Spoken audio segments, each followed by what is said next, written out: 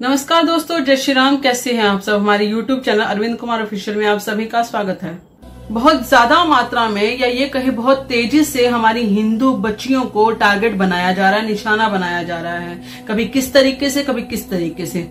Instagram से बहुत ज्यादा इस तरह की बीमारियां फैल रही हैं। फैलने का मतलब ये है कि इंस्टाग्राम पे सबसे ज्यादा जो हिंदू बालिकाएं हैं, बच्चियां हैं, उनको चुन चुन कर टारगेट किया जा रहा है। कभी उनको प्यार में फंसाया जा रहा है, कभी पूरा परिवार मिलकर उनको टारगेट करता है, उनको कहीं ना कहीं तरीके से मिसलीड करता है या टॉर्चर करता है या उससे कहीं ना कहीं पैसे मांगता है या उसके परिवार को मारने की धमकी देता है। इस तरह की हरकतें कहीं ज्यादा मात्रा में देखी जा रही हैं और हमारी हिंदू बच्चियां नाबालिग हैं या ये कहें कि उनको सही रास्ता या शत्रुबोध नहीं करवाया जाता, इसलिए वो जल्दी इन चीजों में फंस जाती हैं। कोटा राजस्थान से भी एक ऐसी ही न्यूज आई है जिसमें एक 14 साल की महज बच्ची को किसी न किसी कारण से आत्महत्या करनी पड़ी। जब उसके माँ बाप ने खंगाला या ये कहे कि उसके अकाउंट्स चेक किए या उसका फोन चेक किया तो पता लगा कि उसको इंस्टाग्राम के जरिए बहुत ज्यादा मात्रा में टॉर्चर किया जा रहा था। उससे पैसे मांगे जा रहे थे, उसको ब्लैकमेल किया जा रहा था, उसकी फोटोज और कई तरह की चीजें हैं जिसको बार बार दिखाकर उसको तंग किया जा रहा था। या इसके पीछे जो मेन कारण है वो तो अभी तक पुलिस ढूंढ रही है और खुलासा करना भी बाकी है, परंतु जिस तरीके से उस लड़की की मृत्यु हुई है या ये कहें कि जिस तरीके से उस लड़की को अपने आप को खत्म करना पड़ा है, उससे ये साफ पता लगता है कि वो कहीं ना कहीं उसने आत्महत्या नहीं की। ये तो एक तरह का टॉर्चर था या एक तरह का ब्लैकमेलिंग थी जिसकी वजह से उसने ये सब कुछ कार्य किया। इसका मतलब साफ यही है कि उसको कहीं ना कहीं फंसाया गया है। वो बच्ची, नाबालिग बच्ची, इस बात को समझ नहीं पाए कि उसको किसी चक्कर में फंसाया जा रहा है। उसे इस तरह के ट्रैप में फंसाने वाले 4 लोग पाए गए हैं। पहला है मोहम्मद कैफ, मोहम्मद अजान, सना जो कि एक लड़की है, मुस्लिम लड़की है और इसी गैंग के अंदर है, और एक लड़का और है जिसका नाम अभी रिवील नहीं किया गया है। परंतु इस सारे पूरे गैंग ने मिलकर इस 14 वर्ष की जो लड़की है उसको ट्रैप किया, फिर उसको मोलेस्ट किया और हर तरीके से ब्लैकमेल करने की कोशिश की, पैसा मांगने की कोशिश भी की और उसको हर तरीके से धमकाने की कोशिश भी की। उसके परिवार को खत्म करने की, उसको मारने की कोशिश भी की गई। कोशिश इन द सेंस कि उसको मारने की धमकी दी गई।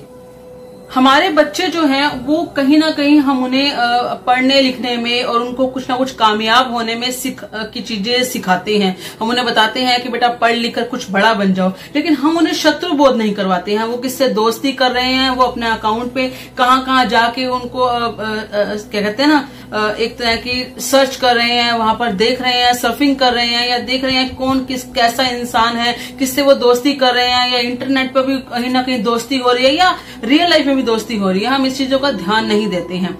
बच्चे, जब तक हम उन्हें ध्यान देते हैं तब तक बच्चे एक ऐसी चाल में फंस चुके होते हैं जहां से वो निकल नहीं पाते हैं। फिर वो बड़ों को बता नहीं पाते हैं कि हम किस तरह की चाल में फंस चुके हैं और आखिरकार वो इस तरह का कदम उठा लेते हैं। हम अपने धर्म की शिक्षा बच्चों को दे रहे हैं, बहुत अच्छी बात है, देनी भी चाहिए, परंतु साथ के साथ उन्हें शत्रु बोध भी करवाइए। आपको क्या लगता है कि आपका शत्रु अपने बच्चों को ये चीज का बोध नहीं करवाता? उनके तो 5 साल के बच्चे को भी पता होता है कि किस तरीके से कौन काफिर है और किसको किस लेवल पर जाकर आपने उनको फंसाना है। उनके 5 साल के बच्चे को भी ये चीजें सिखाई जाती हैं धीरे धीरे करके। उनको उनके धर्म की शिक्षा तो मिल ही रही है, धर्म कह दिया, वो मजहब की शिक्षा तो मिल ही रही है, लेकिन उन्हें ये भी बताया जा रहा है कि जो आपके भगवान को या आपकी जो भी एंटाइटी है उसको नहीं मानता, वो आपके लिए काफिर है, वो नॉन बिलीवर है और उसके साथ आपको वही करना है जो आपको सिखाया जा रहा है।